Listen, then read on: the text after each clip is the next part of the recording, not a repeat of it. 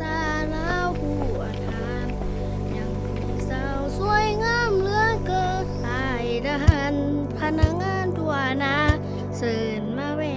ยามเช้าเสียงขว บ่ต้องเพ่งหลายแม่ตั้งใจให้เวียแม่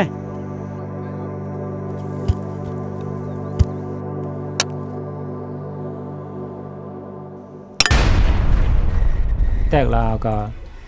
รู้สึกว่าแตกถึงเฮาแล้วเฮาก็เลยเอาเสื้อมาปกเนาะเอาหมวกแบบนี้แหละเอามาปกอย่างนี้ว่าโอ้เบิ่งเคยเลยออกหลายแท้เลยสลบเลยฟื้นมาแล้วก็นอนอยู่หั่นก็บ่ฮู้ว่าเพิ่นช่วยเฮานี่เลยนะหลังจากที่ออกหมอมาแล้วก็แก้เบิ่งว่าเสียตาแล้วก็เลยเสียใจเนาะเพราะว่าบ่คือหมู่บ้านนะเนาะเอาเสียตานิดนึงแล้วก็เสียใจเพราะว่าชีวิตเฮาว่ายังโดนเนาะ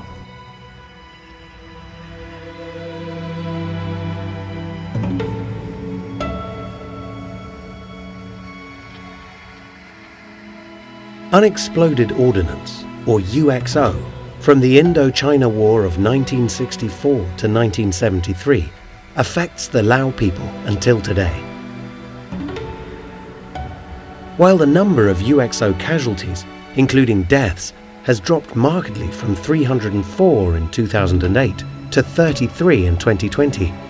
UXO contamination remains a threat for rural populations in poor and remote areas, and impedes the safe use of land for socio-economic development activities.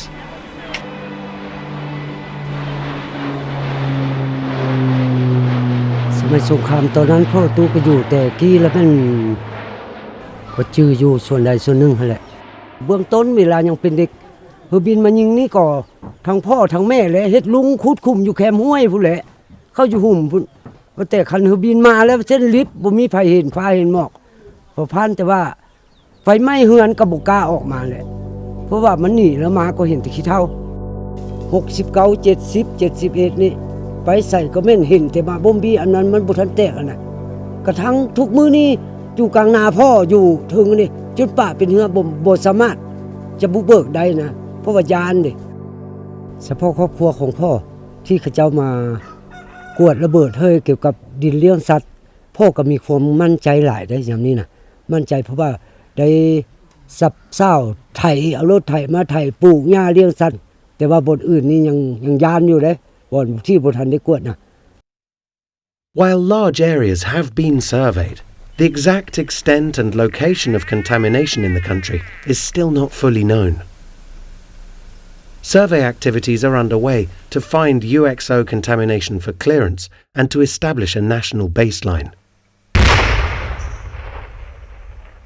In cooperation with international organizations, the Lao government supports UXO survivors by covering their medical costs,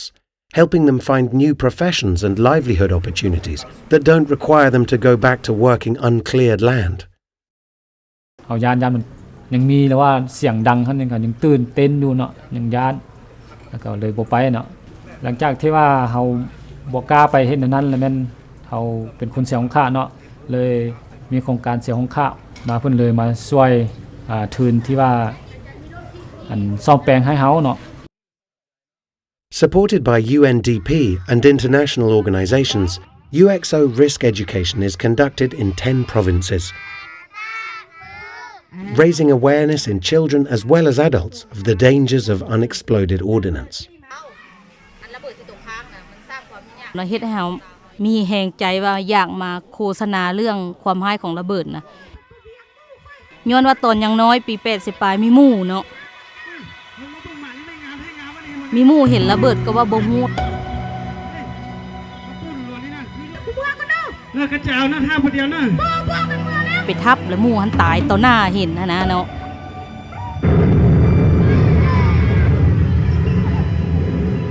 ย้อนเหตุผลตัวนั้นจึงอยากมาอยู่โครงการนี้เนาะเพื่อว่าโอ้ไปตักเตือนผู้อื่นถ้าว่าเฮาไปลิ้นไปกวนเป็นคือหมู่เฮาแท้ๆเป็นคือน้องแท้ๆนะเนาะตายแท้บ่แม่นตายขี้ตัวนะ In order to achieve Lao PDR's own national sustainable development goal, lives saved from UXO, by 2030, all stakeholders have to continue their efforts. UXO contamination remains a threat to the safety of the Lao people. especially in remote areas. As well as a significant barrier to local socio-economic development, as almost all of the poorest districts are UXO contaminated. ที่เกิดเบอร์เยอะรุนบ่เฮามีความยันกลัวอันว่าระเบิดเพื่อว่าเฮ้ยเขาเจ้ามีอนาคตที่แจ่มใสเพื่อสนุกสร้างพยักทำอยู่หากินทำให้ทำนาแนวใดก็บ่เคยยานกลัวนะอย่าให้มันออกสิให้มันหมดนั่นแหละ